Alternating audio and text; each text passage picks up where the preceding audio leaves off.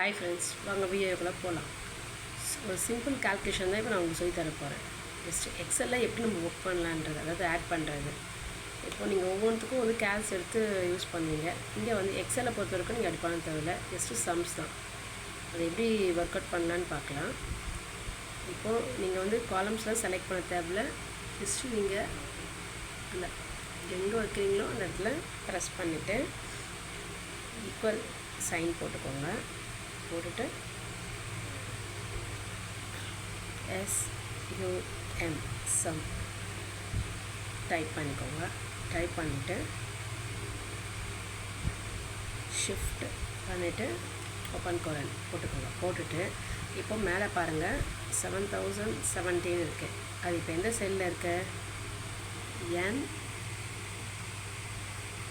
N2 செல்லில் இருக்குது. So நீங்கள் என்ன பண்ணணும், N2 போட்டுட்டு கோலன் வைக்கணும். வச்சுட்டு மறுபடியும் அது இருக்கும் நீங்கள் கால்குலேட் பண்ண போகிறீங்க. N7 வரைக்கும். ஸோ N7 மார்க் ஆகுதா? எதற்கு உங்களுக்கு கால்குலேஷன் ஆகுதுன்ட்டு.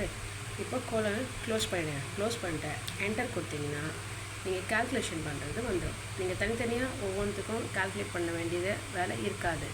ஸோ ஃபுல்லாகவே ஈஸியாக கால்குலேட் பண்ணிடலாம்.